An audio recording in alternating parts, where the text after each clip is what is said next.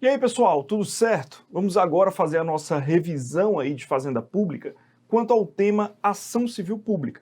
Essa que é a nossa última aula aqui de conteúdo, né, nessa nossa revisão. Acho que foi tudo tranquilo a nossa revisão, né, pessoal? Vocês gostaram do nosso bate-papo? Gostaram do nosso material em PDF? Também da nossa revisão aqui? Foi intenso, né? Sempre blocos aí de 30 minutos com muito conteúdo, mas a gente conseguiu chegar aí bem tranquilos até o final.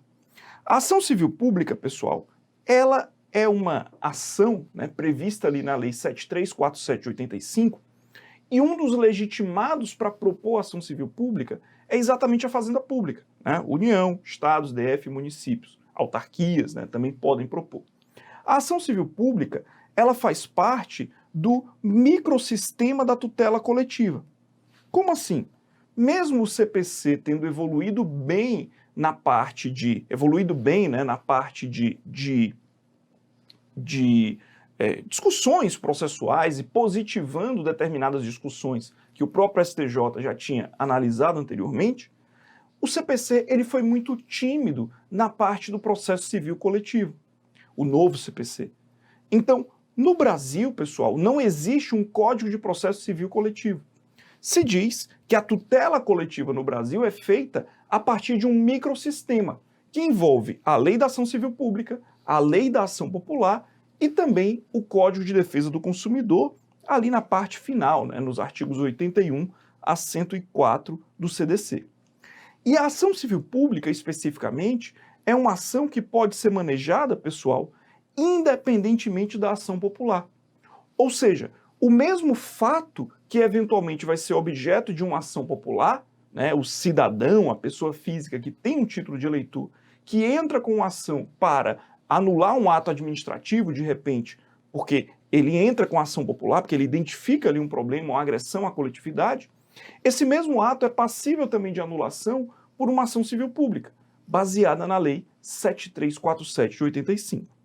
Lembrando, pessoal, que o próprio artigo 1º da Lei da Ação Civil Pública diz que regem-se pelas disposições desta lei, sem prejuízo da ação popular, as ações de responsabilidade por danos morais e patrimoniais causados ao meio ambiente, ao consumidor, a bens e direitos de valor artístico, estético, histórico, turístico e paisagístico, ou a qualquer outro interesse difuso ou coletivo, ou ainda por infração da ordem econômica, a ordem urbanística, a honra e a dignidade de grupos raciais, étnicos ou religiosos, ao patrimônio público e social. Ou seja, percebam que quando eu falo de ação civil pública, o próprio objeto previsto no artigo 1º fala de qualquer outro interesse difuso ou coletivo. Significa dizer que a abrangência da ação civil pública é maior que a ação popular. E o próprio caput do artigo 1º diz que regem-se pelas disposições desta lei sem prejuízo da ação popular. Então, aquilo que eu falei, que o mesmo fato protegido pela ação civil pública pode ser manejado e protegido e combatido, dependendo da hipótese, pela ação popular, também o pode pela Lei da Ação Civil Pública. Tá? Lembrando que o parágrafo único do artigo 1º fala das hipóteses em que não é possível o manejo da ação civil pública. Vale a pena você revisar depois isso de forma mais específica, né? Todo esse conteúdo que a gente está passando aqui nos slides é um conteúdo que a gente aprofunda lá no nosso curso regular de Fazenda Pública. Pois bem, quando eu falo de ação civil pública, pessoal, a lógica é que eu tenho aí essa previsão e eu posso utilizar a ação civil pública para proteger qualquer direito difuso, né, eventualmente que eu tenha ali para ser protegido. O fato é que o artigo 3º da Lei da Ação Civil Pública diz que a ação civil pode ter por objeto a condenação em dinheiro ou o cumprimento de obrigação de fazer ou não fazer. A doutrina e também a jurisprudência do STJ entendem que esse ou, na realidade, quer dizer e. Tem um sinal de adição aí, né? Então eu posso entrar com ação civil, tanto para pedir a condenação em dinheiro, como também o cumprimento de obrigação de fazer, como também o cumprimento de obrigação de não fazer. Se a gente imaginar, por exemplo, um dano ambiental, eu posso tanto pedir na ação civil pública o pagamento de uma multa, como também a obrigação de reparar o dano, obrigação de fazer, como também a obrigação de não fazer, parar imediatamente o dano ambiental, né? Isso o artigo 3º. Além disso, eu posso, inclusive, utilizar a ação civil pública e fazer um pedido cautelar para os fins desta lei, objetivando evitar dano ao patrimônio público e social, ao meio ambiente, ao consumidor, à honra, à dignidade dos grupos raciais, né, étnicos ou religiosos, à ordem urbanística ou aos bens e direitos de valor artístico, estético, histórico, turístico e paisagístico. Eu posso também entrar aí com a ação cautelar. Beleza. Agora, o que vale a pena a gente discutir ainda quanto à ação civil pública? É importante que a gente tenha em mente que boa parte das questões envolvendo a ACP cobram a legitimidade. E aqui eu queria aprofundar um pouquinho a nossa discussão. O artigo 5º da Lei da Ação Civil Pública, pessoal, diz que tem legitimidade para propor a ação principal e a ação cautelar, tanto o Ministério Público, como a Defensoria Pública, como também a União, os estados, o DF e os municípios, como a autarquia, a empresa pública, fundação ou sociedade de economia mista, como também a associação que, concomitantemente, tem esses dois requisitos. A gente chega já já. Veja que pensando na atuação do procurador do estado, do procurador do município ou da AGU, eu tenho que, beleza, a ação civil pública pode ser ajuizada pelo MP ou pela Defensoria Pública, não nos interessa nesse momento, mas veja que também pela União, estados, DF e municípios. Ou seja, eu posso ser chamado na minha prova prática de procuradoria a ajuizar uma ação civil pública. Afinal de contas, tanto a União como o estado, o DF e os municípios têm legitimidade para propor essa ACP. Vejam que também tem legitimidade a autarquia, a empresa pública, a fundação ou a sociedade de economia mista e ainda a associação, né, que seria aí um ente privado. Tudo bem que a sociedade de economia mista, a empresa pública, são pessoas jurídicas de direito privado, mas a associação é literalmente, né, com todas as forças, um ente particular. E a associação pode ajuizar uma ação civil pública se ela obedecer a dois requisitos. Primeiro, se ela estiver constituída há pelo menos 1 ano nos termos da lei civil. Né, tem que estar aí constituída há pelo menos 1 ano. E se ela incluir, dentre as suas finalidades institucionais, a proteção ao patrimônio público e social, ao meio ambiente, ao consumidor, à ordem econômica, à livre concorrência, aos direitos de grupos raciais, étnicos ou religiosos, ou ao patrimônio artístico, estético, histórico, turístico e paisagístico. Então, para que eu possa entrar com ação civil pública, eu preciso ser uma associação constituída há pelo menos 1 ano, nos termos da legislação civil, e eu tenho que incluir, dentre os meus objetivos, dentre os meus objetos sociais, a proteção de um daqueles interesses difusos que a gente viu no artigo 1º. E aí eu vou poder entrar com ação civil pública. É claro que algumas vezes, pessoal, eu tenho uma situação que é muito flagrante e que o dano é muito grande. Por exemplo, eu imagino aquela tragédia de Brumadinho, onde deslizou lá os dejetos, os rejeitos, né, da mineração, e invadiram a cidade toda. Os moradores atingidos por aquela lama decidem entrar com uma ação civil pública contra o município para obrigar o município sei lá, disponibilizar colchões, disponibilizar água para a população. Mas a associação foi constituída ontem. O dano foi antes de ontem eles constituíram a associação.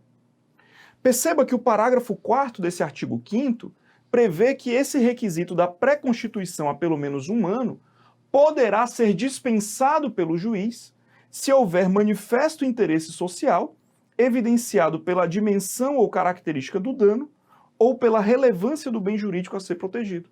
Então, a depender da dimensão do dano, o juiz pode dispensar essa pré-constituição há pelo menos 1 ano. Essa é a ideia. Além disso, pessoal, percebam que o Ministério Público ele não é titular exclusivo da ação civil pública. Eu posso ter uma ação civil pública, inclusive ajuizada por uma associação. Então, o Ministério Público não é o titular exclusivo da ACP.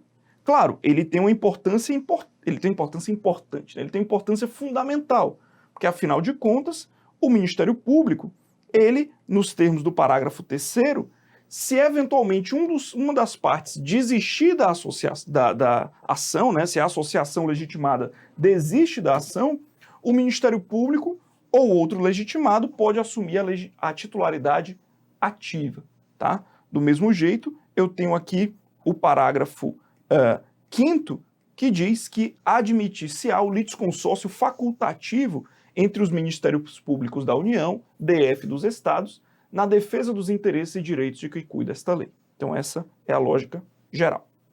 Galera, aqui é bem rápido. Bem rápido. Eu tenho um ponto nessa discussão que envolve quem pode ajuizar a ação civil pública. Pessoal, tem um rol com um monte de legitimados, né? União, Estados, DF, municípios, Ministério Público, Defensoria Pública, Sociedade de Economia Mista, né? Empresa pública. Tá, esse é o primeiro bloco.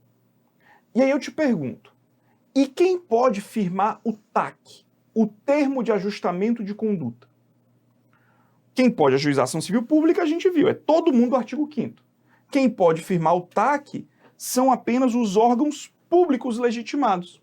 O parágrafo 6º desse artigo 5º diz que os órgãos públicos legitimados poderão tomar dos interessados compromisso de ajustamento de sua conduta às exigências legais, mediante combinações que terá eficácia de título executivo extrajudicial.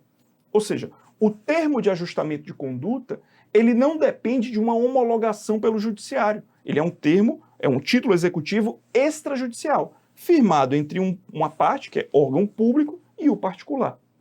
E vejam que, na forma que a gente está analisando aqui, eu olho quem são os legitimados do artigo 5º e de lá eu extraio quem são as pessoas jurídicas de direito público. Aqueles que são órgãos públicos ali do artigo 5º podem firmar o TAC.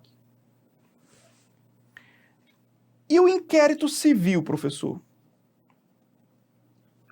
Já o inquérito civil é de titularidade exclusiva do Ministério Público. Ou seja, eu tenho os legitimados do artigo 5º, que tem um monte de gente, inclusive particulares. Depois eu tenho os legitimados para o TAC, que são os legitimados do artigo 5º, que são pessoas jurídicas de direito público, apenas estes. E depois eu tenho o inquérito civil, que só quem tem legitimidade para o inquérito civil é o Ministério Público. Então, o Ministério Público não é titular exclusivo do TAC e não é titular exclusivo da ação civil pública. O Ministério Público é, sim, titular exclusivo do inquérito civil desse sim. Tudo bem? Beleza? Então, vamos evoluir ainda quanto à legitimidade. Certo? Professor, se eventualmente uma associação entra com uma ação civil pública e o magistrado reconhece que ela é parte ilegítima, se há essa ilegitimidade ativa da ação civil pública lá da associação, o que o juiz deve fazer? Ele deve extinguir o processo sem resolução do mérito? Na opinião do professor Fred Didier, não. Não deve haver extinção do processo sem resolução do mérito, porque, na opinião do professor Fred Didier, deve ser aproveitado o processo coletivo com a substituição da parte que se reputa inadequada para a conclusão da demanda, ou seja, deve haver o aproveitamento da demanda coletiva, na opinião do professor Fred Didier. Essa é a lógica, certo? Beleza? Beleza. Vamos comentar ainda o artigo 6º e o artigo 7º da Lei da Ação Civil Pública, que são artigos que geralmente são cobrados com a letra fria da lei, lá na prova, né? O artigo 6º diz que qualquer pessoa poderá e o servidor público deverá provocar a iniciativa do Ministério Público, ministrando-lhe informações sobre fatos que constituam o objeto da ação civil e indicando-lhe os elementos de convicção. Ou seja, enquanto qualquer pessoa poderá, o servidor público deverá provocar a iniciativa do MP para apresentar ali as informações que eventualmente redundem em uma questão para a ação civil pública. Já o artigo 7º diz que se no exercício de suas funções os juízes e tribunais tiverem conhecimento de fatos que possam ensejar a propositura de ação civil pública, eles remeterão peças ao Ministério Público para as providências cabíveis, né? Então, eventualmente, os juízes e tribunais, se tiverem conhecimento, vão mandar lá as peças para o Ministério Público para as providências cabíveis. Beleza? O que mais, pessoal? Vamos falar um pouco ainda sobre o ônus da prova na ação civil pública. O ônus da prova na ACP tem aquela mesma lógica do Código de Processo Civil, pessoal. O ônus da prova incumbe ao autor quanto ao fato constitutivo do seu direito. Mas o STJ apreciou um pouco daquela discussão envolvendo o Código de Defesa do Consumidor. Afinal de contas, se o CDC faz parte do microsistema da tutela coletiva, a pergunta que se faz, e isso chegou ao STJ, é até que ponto eu posso utilizar a previsão do artigo 6º do CDC, que diz que é um direito básico do consumidor a facilitação da defesa dos seus direitos, inclusive com a inversão do ônus da prova a seu favor. Ou seja, se o Ministério Público ajuiza uma ação civil pública em matéria de direito do consumidor, será se o Ministério Público teria direito à inversão do ônus da prova no CDC, no âmbito da ação civil pública? Não, professor, porque o Ministério Público, a ideia do artigo 6º é o consumidor que está numa situação vulnerável, ou até mesmo numa situação de hipossuficiência, para ter direito a essa inversão do ônus da prova. O Ministério Público tem todo um poder a ele atrelado que não faz sentido a inversão. Errado. O STJ disse exatamente o contrário. É possível a inversão do ônus da prova na ação civil pública em matéria consumerista, mesmo quando o Ministério Público for o autor. Para o STJ, olha só, nos termos da jurisprudência do Superior Tribunal de Justiça, o Ministério Público, no âmbito da ação consumerista, faz jus à inversão do ônus da prova a considerar que o mecanismo previsto no artigo 6º, inciso 8º do CDC, busca concretizar a melhor tutela processual possível dos direitos difusos, coletivos ou individuais homogêneos e de seus titulares, na espécie, os consumidores, independentemente daqueles que figurem como autores ou réus na ação. Ou seja, a lógica da inversão do ônus da prova é proteger o consumidor, ainda que quem tenha ajuizado a ação coletiva seja o Ministério Público representando os consumidores. A lógica é a proteção do consumidor e não a proteção do polo da ação. Inclusive, o STJ entende que justifica-se a inversão do ônus da prova transferindo para o empreendedor da atividade potencialmente perigosa o ônus de demonstrar a segurança do empreendimento em matéria ambiental. Ou seja, já que, se aproveitando dos princípios de proteção do CDC, o STJ aplicou a mesma proteção ao direito ambiental, dizendo inclusive que eu posso inverter o ônus da prova também em matéria ambiental. Certo? Beleza? Pois bem, lembrando que na ação civil pública, nesse nosso porrada, né, muito conteúdo em pouco tempo, lembrando que na ação civil pública eu posso sim ter o deferimento de medidas de urgência, tá, pessoal? Posso ter o deferimento de medidas cautelares, por exemplo.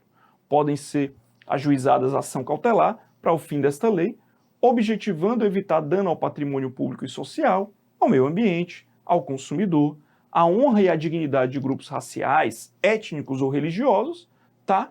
E a ordem urbanística, bens e direitos de valor artístico, estético, histórico, turístico e paisagístico. Além disso, eu tenho o artigo 11, que diz o seguinte, olha só. Na ação que tem por objeto o cumprimento de obrigação de fazer ou não fazer, o juiz determinará o cumprimento da prestação da atividade devida ou a cessação da atividade nociva, sob pena de execução específica ou de cominação de multa diária, se esta for suficiente ou compatível, independentemente de requerimento do autor. Ou seja, quando eu falo de medida cautelar, eu tenho lá a possibilidade de cautelar no artigo 4º, tenho o que o juiz vai fazer para cumprir as determinações das obrigações de fazer ou não fazer no artigo 11, e ainda tenho o artigo 12 que diz que pode o juiz conceder mandado liminar, com ou sem justificação prévia, em decisão sujeita a agravo. Ou seja, o próprio juiz, ele já pode conceder também a liminar, como a gente viu aqui no artigo 12, né? É possível com ou sem justificação prévia, com ou sem a oitiva do réu na ação civil pública. Lembrando que eu tenho ainda aquela lei 8437 de 92 e tenho a lei 9494 de 97, que tem situações específicas para ação civil pública ajuizada contra a fazenda pública.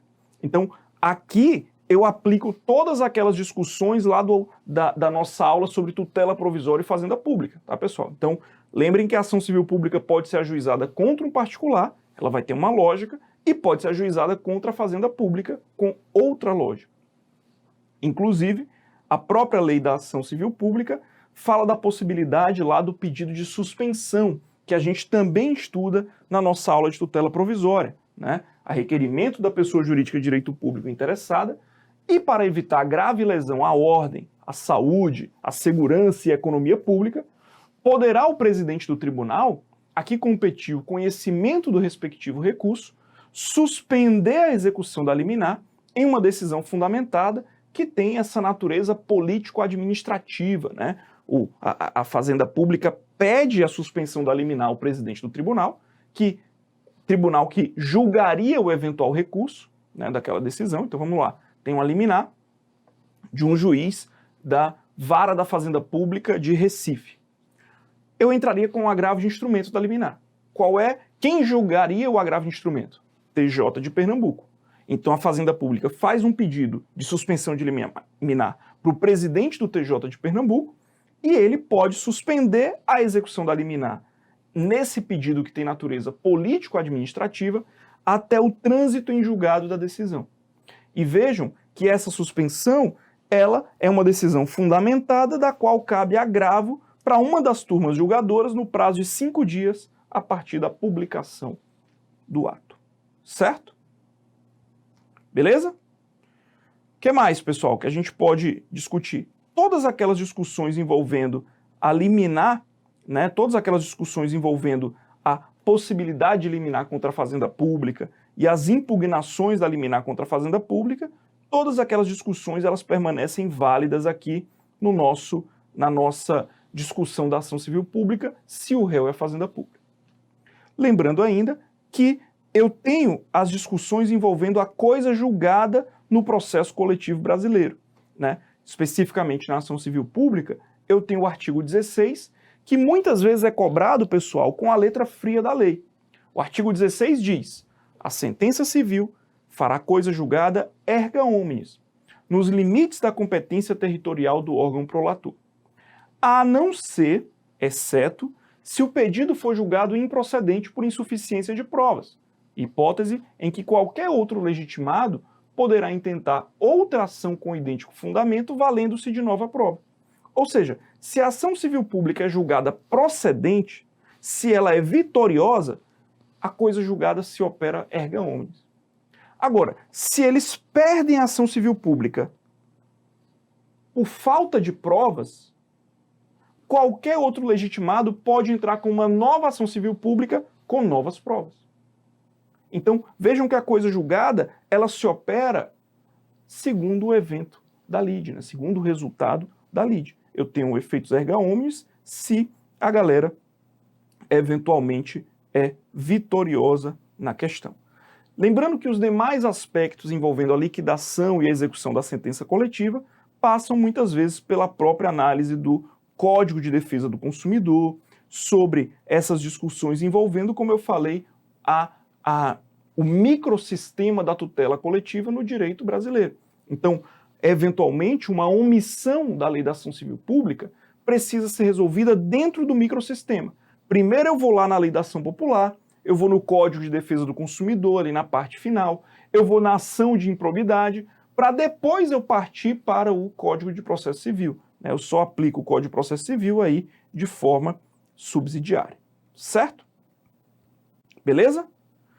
Galera, eu queria ainda discutir com vocês tem um artigo específico na lei da ação civil pública, que é o artigo 13, que eu queria comentar rapidamente antes da gente encerrar aqui a nossa maratona, né, a nossa revisão aí de Fazenda Pública, baseada nessa nossa discussão de 30 minutos para cada bloco.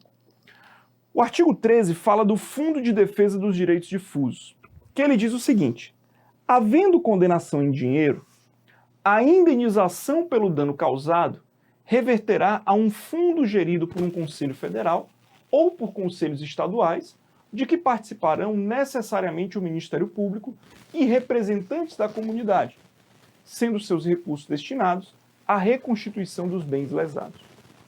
O parágrafo único, primeiro, melhor dizendo, diz que, enquanto o fundo não for regulamentado, o dinheiro ficará depositado em estabelecimento oficial de crédito, em conta com correção monetária, e havendo acordo ou condenação com fundamento em dano causado por ato de discriminação étnica, nos termos do disposto no parágrafo 1º desta lei, a prestação em dinheiro reverterá diretamente ao fundo de que trata o caput e será utilizada para ações de promoção da igualdade étnica, conforme definição do Conselho Nacional de Promoção da Igualdade Racial, na hipótese de extinção nacional, ou dos Conselhos de Promoção de Igualdade Racial estaduais ou locais, nas hipóteses de dano com extensão regional ou local, respectivamente. Qual é a ideia, pessoal? A ideia é a seguinte: vamos supor que o Ministério Público ou a Fazenda Pública entre com uma ação civil pública em razão de um dano moral coletivo. E aí, uma vez saindo a sentença,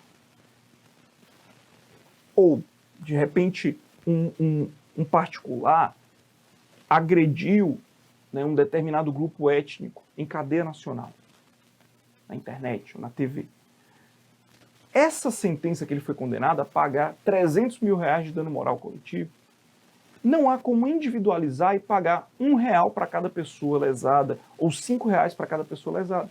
O dano é coletivo.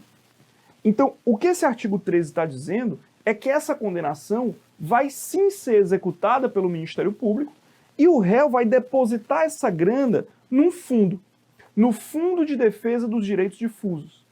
E essa grana nesse fundo, que é, de certa forma, gerido com a participação do Ministério Público, essa grana vai ser utilizada exatamente para recompor o bem jurídico lesado. Para recompor, por exemplo, vai ser utilizado em campanhas de conscientização, né, de proteção a esse determinado grupo que foi agredido, dentre outras funções destinadas à proteção do direito que foi violado. Essa é a discussão, mais ou menos, para você ter uma noção de como funciona o Fundo de Defesa dos Direitos Difusos. Galera, a gente avaliou, né, e evoluiu aqui no nosso conteúdo em vários blocos de 30 minutos. A gente fez todo um curso que o regular, lá na plataforma do Estratégia, tem aí 50, 60 horas de conteúdo, a gente transformou em 12 blocos de 30 minutos, aí aproximadamente em 6 horas de aula. Realmente, acho que foi um desafio muito bacana, espero que vocês tenham gostado, queria dizer que eu estou à disposição de vocês e que lá no meu canal do Telegram, Estratégia PGE, no meu canal do Telegram, Estratégia PGE, eu coloquei vários materiais gratuitos para você que está estudando para procuradorias. Te convido a acessar o meu canal e também o meu canal do Instagram, @Prof. Igor Maciel, @Prof. Igor Maciel. Qualquer dúvida, qualquer crítica, qualquer sugestão que porventura você tenha, eu estou à sua disposição. Muito obrigado pela honra de ter chegado até aqui no nosso bate-papo. Qualquer dúvida, conte comigo. Grande abraço e até a próxima.